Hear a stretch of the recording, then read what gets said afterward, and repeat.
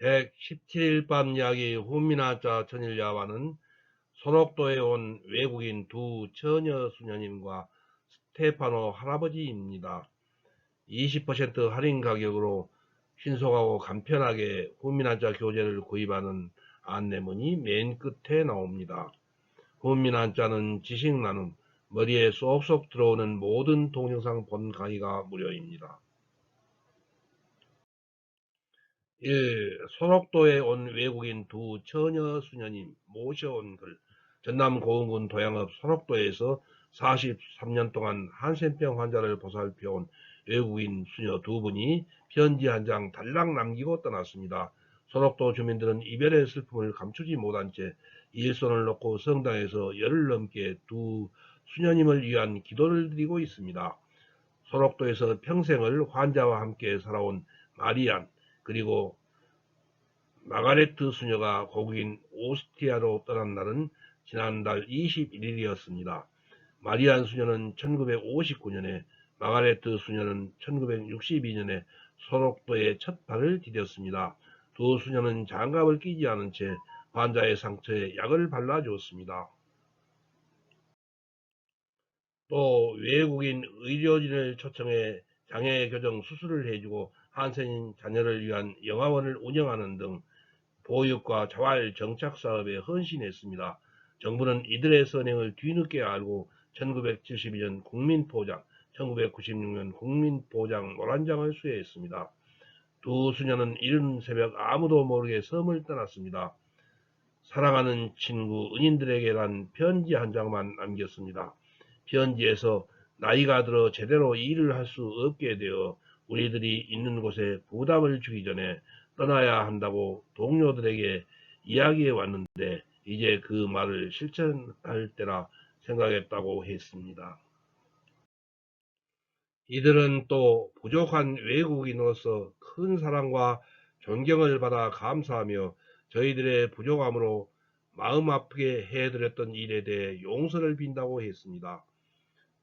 김명호 소록도 주민자치회장은 주민에게 온갖 사랑을 베푼 두 수녀님은 살아있는 성모 마리아였다며 작별 인사도 없이 섬을 떠난 두 수녀님 때문에 섬이 슬픔에 잠겨 있다고 말했습니다. 43년간 소록도에서 봉사활동을 한 마가레트 수녀와 마리안 수녀는 오스트리아 간호학교를 졸업했습니다. 소록도 병원이 간호사를 원한다는 소식이 소속 수녀회에 전해지자 1962년과 1966년 차례로 소록도에 왔습니다. 환자들이 말리는데도 약을 꼼꼼히 발라야 한다며 장갑도 끼지 않고 상처를 만졌습니다. 오후엔 손수 죽을 쓰고 과자도 구워서 바구니에 담아들고 마을을 돌았습니다. 소록도 사람들은 전라도 사투리에 한글까지 깨친 두 수녀를 할매라고 불렀습니다.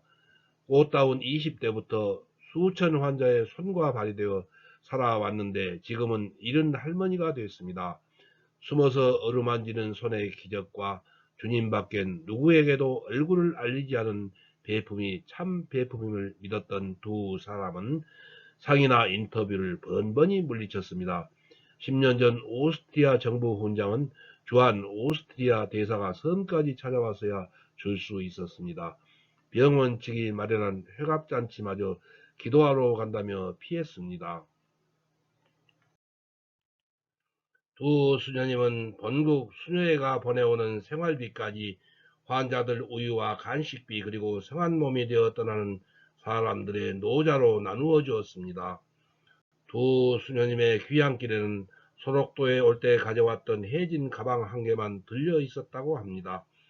외로운 섬, 버림의 섬, 건너의 섬에는 두 성녀가 다녀가신 곳인가 봅니다. 상처받은 사람들을 반세기 가깝게 보살핀 두 수녀님의 사랑의 향기는 민들레시아처럼 바람에 날려 어두운 곳을 밝히고 좋은 세상을 덮여주리라고 믿습니다.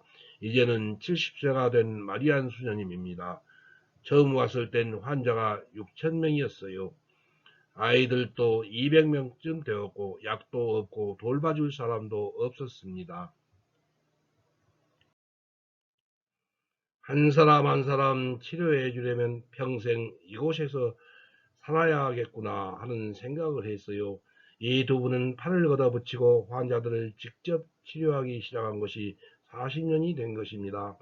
할 일은 지천이었고 돌봐야 할 사람은 끝이 없었다고 했습니다.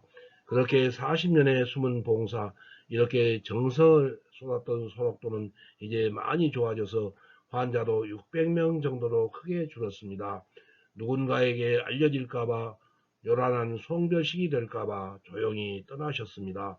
두 분은 배를 타고 소록도를 떠나던 날 멀어지는 섬과 사람들 멀리서 바라보며 하염없이 눈물을 흘리며 울었다고 했습니다.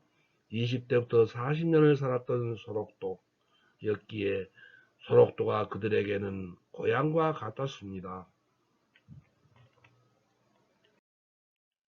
이제 돌아간 고향 오스트리아는 40년 세월이 흐른 지금 오히려 낯선 땅이 되었습니다. 지금 수도원 3평 남짓 방 한 칸에 살면서 소록도가 그리워 방을 온통 한국의 장식품으로 꾸며놓고 오늘 또 소록도의 꿈을 꾼다고 했습니다.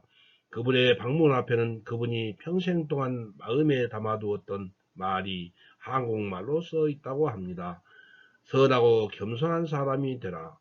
지금도 우리 집, 우리 병원 다 생각나요. 바다는 얼마나 푸르고 아름다운지. 하지만 괜찮아요. 마음은 소록도에 두고 왔으니까요.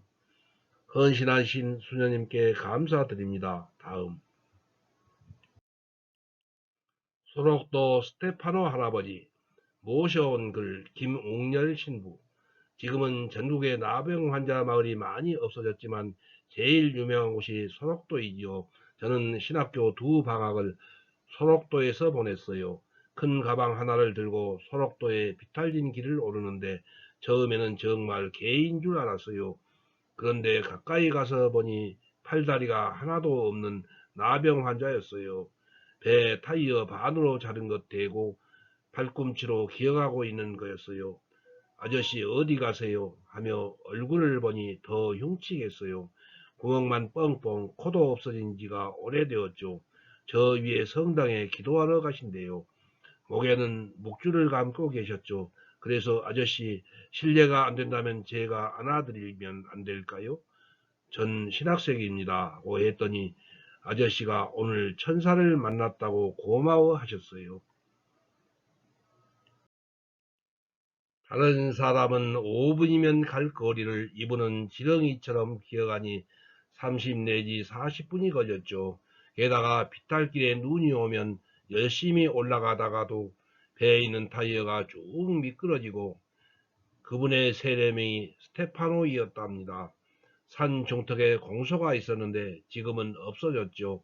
어느 날 저도 기도하러 그 공소를 들어가려는데 공소 밖에서 스테파노 할아버지가 얼굴이 피투성이가 되어 기도하고 계시는 것이었어요.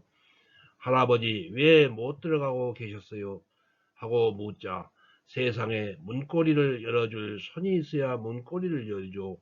다른 때 같으면 머리로 몇 번 문을 두드리면 안에서 문을 열어주었대요.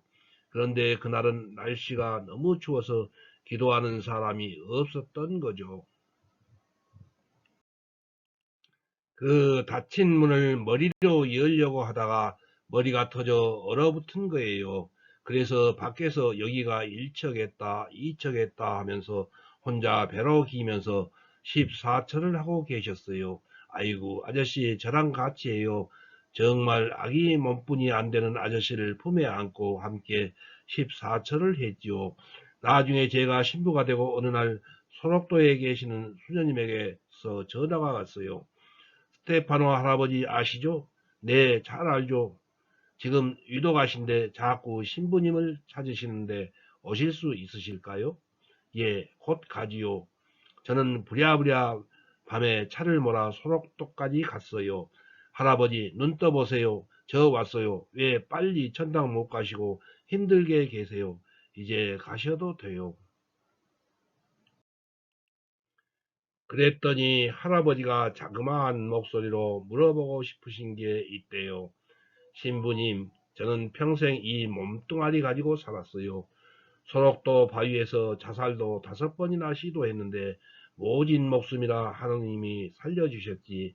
난 주님을 안 후 성한 사람이 부럽지 않았어. 그런데 부러운 것이 손가락 2개만 있어서 내 손으로 목주 한번 굴려보았으면 하는 것이 소원이었지. 스테파노 할아버지는 팔꿈치에 고무줄을 걸고 거기에 나무를 입으로 끼어 땅바닥에 묵주를 펼쳐놓고 하나하나 집어가면서 기도하셨죠. 자기는 손가락 5개도 필요 없대요. 하나는 걸고 하나는 돌리는 손가락 2개만 있으면 조가돼요. 그러면서 신부님, 나 죽으면 청년 시절처럼 부활시켜 주실까요? 천국에서는 내 손가락으로 묵주 기도할 수 있을까요? 신부님 입을 통해 확인받고 싶어서 죽지 못하고 있어요. 그럼요. 깨끗한 몸으로 바꿔주실 거예요. 언젠가 그분의 빛바랜 사진을 보았는데 정말 잘생기고 준수한 청년이었어요. 할아버지는 그럼 안심하고 가겠습니다. 스테파노 할아버지는 마지막 강복을 받고 제 품 안에서 아이가 잠자듯이 숨을 거두셨죠. 한 일주일쯤 지났을까 제가 꿈을 꾸었는데 꽃밭 한가운데 있었어요. 순간적으로 여기가 천국이구나 생각했죠. 별이별 꽃이 다투어 피어 있었어요. 그런데 저쪽에서 누가 막 소리를 지르면서 뛰어오는 거예요. 가까이 올수록 어디서 뵌 분 같은데 다시 보니 그 흑백 사진에서 보았던 스테파노 할아버지의 젊었을 때의 모습인 거예요. 손가락마다 목줄을 칭칭 감고 나를 끌어안으면서 신부님, 손가락이 10개 생겼어요 하고 소리쳤어요. 여러분들 꿈에서 울어본 적이 있으세요? 그 양반을 끌어안고 정말 성모님, 우리 스테파노 아저씨에게 손가락을 10개나 주셨네. 이제는 아저씨의 손가락으로 묵주기도 드릴 수 있겠네. 그분은 하느님을 체험하고 난 다음 숨이 끊어질 때까지 예수 그리스도라고 하는 그 별만을 바라보면서 한눈 팔지 않고 비록 몸뚱이는 짐승 같고 배로 바닥을 기어다니는 처참한 몰골이었지만 그분은 성인이셨어요. 제가 이 세상 살면서 존경하는 분 중 한 분이 바로 스테파노 할아버지예요. 나도 저분의 신앙 100분의 1이라도 담자. 그러면 나도 성인 사제가 될 수 있다. 여러분들 목주알을 굴릴 수 있는 손이 없으십니까? 성당 문턱을 넘어설 수 있는 발이 없으십니까? 여러분들이 주님의 은총 가운데 얼마나 큰 부자인지 모릅니다. 우리들이 짊어진 등의 짐은 포기할 수도 버릴 수도 없습니다. 끝까지 용기 잃지 마시고 희망을 갖고 정진하시면 언젠가는 밝은 빛을 보게 될 것입니다. 다음 118일 밤 이야기 호미난자 천일야와는 경주 최부잣집에 300년간 내려온 부의 비밀입니다. 1. 오른편 할인 가격으로 교재를 주문하시고 교재 대금은 택배로 책을 받으신 다음에 입금하세요. 2. 주소, 성명, 전화번호, 책명, 가격을 문자 메시지로 김종호 010-6258-1192로 보내주세요. 답변을 보낼 것임. 3. 교재는 오후 3시 이전에 신청하시면 바로 다음날 받으시게 하겠습니다. 토일 공휴일은 수년. 4. 입금 계좌번호는 교재 뒷표지 안쪽에 있어요. 낙권 구매는 교보문고 예스24 인터파크 알라딘에서 구입하시기 바랍니다.